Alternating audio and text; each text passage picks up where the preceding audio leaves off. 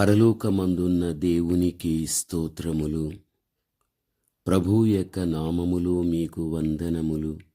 2026 July 30వ తారీఖు ఏర్పరచబడిన దైవవాక్యం పేతురు 2వ అధ్యాయం 11లో మనము ఈ లోకములో యాత్రికులమై ఉన్నాము. మన జీవిత యాత్ర ముగింపు కాగానే ఎక్కడికి వెళ్తాం అనే ప్రశ్న అందరికీ వస్తుంది. పుట్టిన ప్రతి మనిషి తప్పక ఒక దినాన ఈ లోకంలో చనిపోవాలి. అది అందరికీ తెలిసిన సత్యం. ఎఫెసీ 2:7 ప్రకారం క్రీస్తు యేసునందు మనలను ఆయనతో కూడా లేపి పరలోకమందు ఆయనతో కూడా కూర్చుండబెట్టెను అని మనకు చెప్పబడుతూ ఉన్నది. అంతేకాదు, మీరు క్రీస్తుతో కూడా లేపబడిన వారైతే పైనున్న వాటినే వెదకుడి, అక్కడ క్రీస్తు దేవుని కుడిపార్శ్వమున కూర్చుని ఉన్నాడు.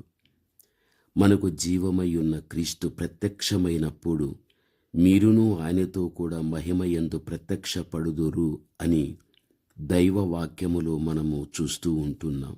దీనిని బట్టి చూడగలిగితే మనం పరలోకపు యొక్క పౌరులము అన్న విషయం మరిచిపోకూడదు. ఇక్కడ మనము కన్ను మూస్తే పరలోకములో కన్ను మనము తెరవగలుగుతాం. మన మరణము తర్వాత పరలోకమా నరకమా అనేది ఇక్కడే సిద్ధపడాలి.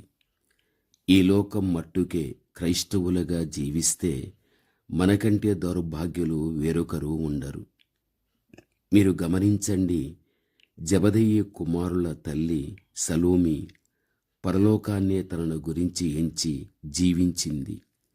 అందుకే తన 2 కుమారులను పరలోకములో యేసుకు కుడివైపున ఒకరిని ఎడమవైపున ఒకరిని కూర్చుండుబెట్టుమని ప్రభువుని ప్రాధేయపడింది. వారి కుమారులు యాకోబు ప్రభువు కొరకు హతసాక్షి అయ్యాడు. 2 యోహాను సలసలా కాగిన నూనెలో కాల్చివేసినా చనిపోలేదు. పద్మసు దీపములో ఒంటరిగా వదిలేశారు. అక్కడ ప్రకటన గ్రంథాన్ని కూడా రాశాడు. ఈ లోకం శాశ్వతం కాదు, పరలోకమే శాశ్వతమని గ్రహించిన ఎందరో భక్తులు యేసుప్రభువు కొరకు హతసాక్షులైపోయారు. వారిలా మనం, మన బిడ్డలు పరలోకం కొరకు ఈ లోకములో సిద్ధపడటానికి మనం ప్రయాసపడేటువంటి వ్యక్తులుగా ఉండాలి. ప్రభువునందు ప్రియమైనటువంటి వాళ్ళారా, మనం అనేకమైన వాటి కొరకు ప్రయాసపడుతూ ఉంటాము.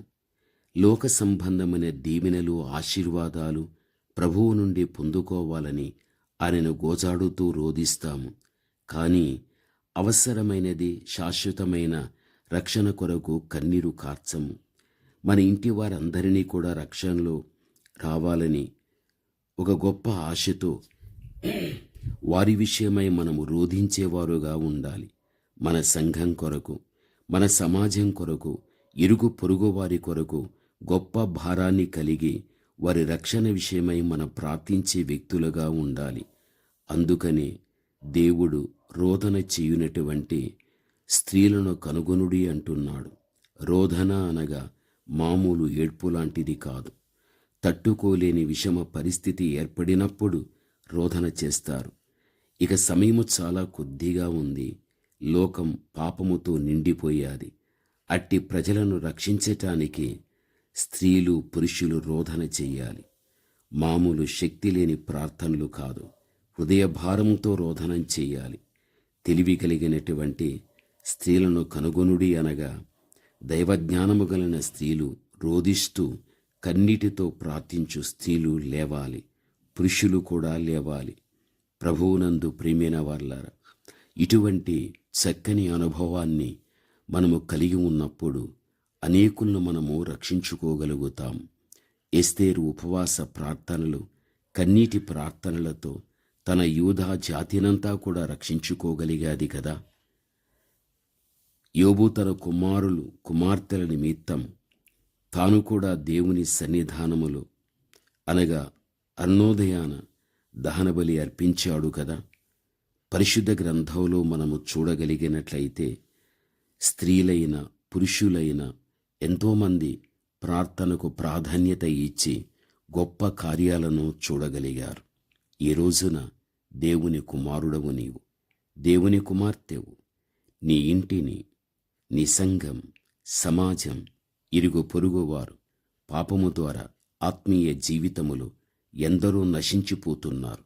వారి రక్షణార్థమై దైవ సన్నిధిలోనూ ప్రార్థించిన వ్యక్తివి కాగలిగినట్లయితే నీ వ్యక్తిగత జీవితానికి, నీ కుటుంబ వ్యవస్థకు దేవుడు ఒక సంపూర్ణమైనటువంటి క్షేమమును దేవుడు కలిగించగలుగుతాడు. నిస్వార్థంతో కూడినటువంటి ప్రార్థన ఎప్పుడు మనలో ఉండడం జరగగలుగుతుందో తప్పనిసరిగా దేవుని చేత దీవింపబడిన దానివిగా, దీవింపబడిన వాడివిగా నీవు కాగలుగుతావు. ప్రార్థన. పరమతండ్రి అయిన మా దేవ, ఘనమైన మీ నామమునకు స్తోత్రములు చెల్లిస్తూ ఉంటున్నాము. దేవా, ఈ లోకములో మేము యాత్రికులం. మీ ఉన్నతమైన పిలుపు ఒక రోజున మాకు రాగలుగుతుంది. దేవా, మేము పరలోకాన్ని చేరుకోవడం జరుగుతుంది. ఈ లోకములో ఉన్నట్టుగాని పరలోకాన్ని గురించిన చింత మేము కలిగి, మేము నా తండ్రి దాన్ని స్వతంత్రించుకునేటువంటి ఒక యోగ్యమైన జీవితం ఇహమందే మీరు మాకు కలిగింపచేసి నడిపించమని మీ సేవకునిగా తండ్రి ప్రార్థిస్తుంటున్నాను.